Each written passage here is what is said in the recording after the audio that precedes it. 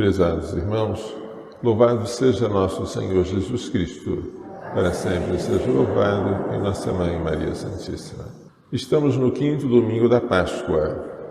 A liturgia hoje, ano A, ano de São Mateus, nos oferece como primeira leitura um trecho dos Atos dos Apóstolos que mostra divisão na igreja cristã primitiva. Qual é a divisão? Todos são cristãos, mas alguns vieram do judaísmo, outros vieram do helenismo, são de origem grega. E os cristãos de origem grega, os helenistas, reclamam aos cristãos de origem judaica que as viúvas deles estão sendo esquecidas no atendimento diário. Essas queixas são comuns e elas são levadas aos apóstolos. Os apóstolos, porém, dizem sabiamente: não está certo que deixemos a pregação da palavra de Deus para servir às mesas. A assistência social é uma coisa muito boa, mas ela ocupa tempo. Ela às vezes desgasta e rouba o tempo da oração e da pregação. É melhor que escolhais dentre vós 7 homens, cheios do Espírito Santo e de sabedoria, e nós os encarregaremos desta tarefa. Então, a proposta agradou a toda a Assembleia e levaram a eles 7 homens, todos eles com nomes gregos, talvez para compensar a queixa dos helenistas. Entre eles, o primeiro é Estevão, que seria o primeiro mártir, mas também Filipe, que iria evangelizar a Samaria, que iria batizar o eunuco da Etiópia, e vários outros. Eles foram apresentados aos apóstolos, que lhes impuseram as mãos, conferindo a eles o primeiro grau do sacramento da ordem, o grau do diaconato. Aqueles 7 foram os primeiros diáconos, que conseguiram, com o seu serviço às mesas, serviço de assistência social, aliviar o fardo dos apóstolos. Quando nós temos muita coisa para fazer e parece que só nós podemos fazer, está na hora de dividir as tarefas. Pergunte a você mesmo: o que só eu posso fazer? Eu vou ficar, sobretudo, com aquilo que é específico de mim. Se há outras coisas que eu posso fazer, mas outros também podem, eu vou delegar esta outra tarefa aos outros. E assim nada fica pesado para todos, porque o peso se distribui. Quando um padre começa a fazer tudo e achar que tudo depende dele, ele às vezes percebe que está faltando tempo para a oração, para a preparação da homilia, vira um ativista.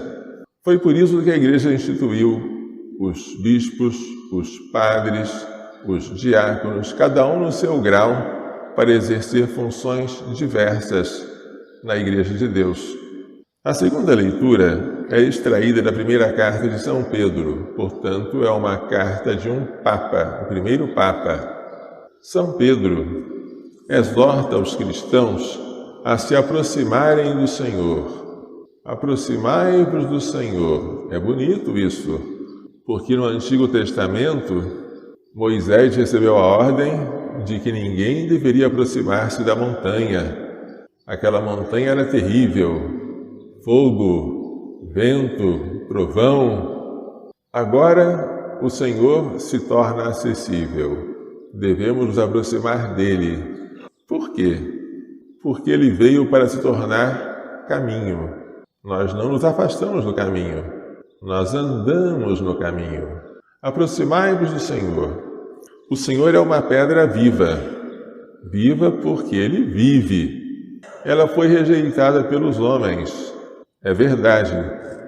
Esta rejeição se deu pela condenação à morte e pela crucifixão, mas ela é escolhida e honrosa aos olhos de Deus. Depois da morte, Jesus foi glorificado pela sua ressurreição e pela sua ascensão aos céus.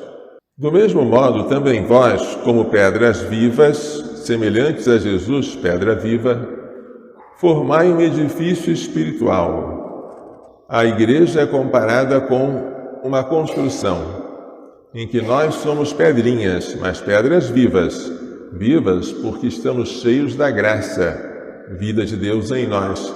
Vida esta que nós recebemos no sacramento do batismo, porque no batismo nos torna participantes da morte e da ressurreição do Senhor. Também vós, como pedras vivas, formai um edifício espiritual, um sacerdócio santo. Mas o que é um sacerdócio? Sacerdócio é o ofício do sacerdote. O que um sacerdote faz? O sacerdote existe para oferecer sacrifícios. Esta é a função do sacerdote. Qual o sacrifício, então, que nós deveremos oferecer? Sacrifícios espirituais, agradáveis a Deus por Jesus Cristo. Todos os que foram batizados são sacerdotes. Não tem ainda o sacerdócio recebido no sacramento da ordem, que é só do padre. Mas, por terem o sacerdócio batismal, eles podem participar, e não apenas assistir, participar da Santa Missa. Eles podem aí, no meio da Assembleia, pedir ao Pai que o sacrifício que o Padre vai oferecer seja aceito por Deus Pai Todo-Poderoso. Quando o Padre vai começar a oração eucarística, ele se volta para o povo e diz: orai, irmãos, para que o meu e vosso sacrifício, porque eu sou sacerdote, vós também sois, de maneira diferente, mas sois sacerdotes. Orai, irmãos, para que o meu e vosso sacrifício seja aceito por Deus Pai Todo-Poderoso. E o povo responde: que o Senhor receba por tuas mãos, ó Padre, este sacrifício, para a glória do seu nome, para o nosso bem e de toda a Santa Igreja. O povo só pode oferecer um sacrifício junto com o Padre porque é um povo sacerdotal, é um povo de sacerdotes. Mas tudo que nós pudéssemos oferecer ao Pai teria um valor insignificante se não fosse misturado à oferta de Cristo. Este é o simbolismo da gota de água que a gente dissolve no vinho antes da consagração. A água representa as nossas boas obras, nossas orações, o nosso sacrifício espiritual, que não vale quase nada, mas misturado a Cristo passa a valer muito. Quando nós estamos em estado de graça, podemos dizer com São Paulo: já não sou eu que vivo, é Cristo que vive em mim. Portanto, até as pequenas coisas que nós fizermos em estado de graça têm um valor de eternidade. E se nós as depositarmos sobre o altar, elas também serão consagradas. Este é o sacerdócio espiritual que São Pedro nos convida a exercer. Para vós que tendes fé, cabe a honra. Para os que não creem, a pedra que os construtores rejeitaram tornou-se a pedra angular. Citação do Salmo 117. A pedra angular é uma pedra importante na construção. Jesus é esta pedra. A construção é a igreja. E nós somos pedrinhas vivas que entramos na construção do edifício. Pedra de tropeço e rocha que faz cair. Quem não crê, tropeça em Jesus e cai pela sua falta de fé. Mas vós, diz São Pedro, sois a raça escolhida. Os hebreus eram o povo escolhido do Antigo Testamento. A igreja de que nós fazemos parte é o povo escolhido do Novo Testamento, a igreja una, santa, católica e apostólica. Vós sois o sacerdócio do reino. Vós sois a nação santa, o povo que ele conquistou. O povo que Cristo conquistou, comprou, resgatou pelo preço do seu sangue. Para quê? Para proclamar as obras admiráveis daquele que vos chamou das trevas do pecado para a sua luz maravilhosa. Esta luz aqui na terra é a graça, no céu será a glória. São Pedro assim nos anima, mostra o quanto que nós recebemos de maravilhas e convida-nos a nos aproximarmos do Senhor, aproximarmos dele com fé. O Evangelho hoje apresenta Jesus consolando os discípulos que estão com o coração perturbado depois do anúncio das negações de Pedro e da traição de Judas. Não se perturbe o vosso coração. Vós tendes fé em Deus, meu Pai. Tende fé também em mim? Na casa de meu Pai há muitas moradas, e eu vou preparar-vos um lugar. O céu estava fechado pelo pecado de Adão. Jesus, com o seu sacrifício na cruz, abriu-nos a porta do céu e nos reservou lá um lugar. É bonito pensar que o céu tem um lugar especialmente preparado para nós. É bonito pensar aquilo que Jesus disse aos apóstolos em outro lugar: alegrai-vos, porque os vossos nomes estão inscritos no céu. Quando eu tiver ido preparar-vos um lugar, eu voltarei e vos levarei comigo, a fim de que onde eu estiver, estejais vós também. Esta é uma promessa maravilhosa. Toda a esperança da igreja baseia-se nesta promessa: eu voltarei e vos levarei comigo, para que lá onde eu estou, vós estejais também. Para onde eu vou, vós conheceis o caminho. Jesus iria para onde? Iria para o Pai, evidentemente, de onde ele veio. O caminho é ele próprio. Mas Tomé não entendeu. Senhor, não sabemos para onde vais. Como podemos conhecer o caminho? Então Jesus respondeu: eu sou o caminho, a verdade e a vida. É uma afirmação muito forte. Jesus não se contentou em dizer: eu sou aquele que mostra o caminho. Eu sou aquele que é verdadeiro e aquele que é vivo. Eu sou o caminho. É preciso não apenas seguir a mim, mas andar em mim como em um caminho. Eu sou a verdade, eu sou a revelação do Pai. Quem me vê o Pai. O Pai invisível se torna visível a partir de mim. Eu sou a vida. Eu sou a vida que existia desde sempre junto do Pai e que agora é entregue a vós. Ninguém vai ao Pai senão por mim. Jesus disse algo semelhante no Sermão do Bom Pastor. Eu sou a porta das ovelhas, a porta que dá acesso às ovelhas.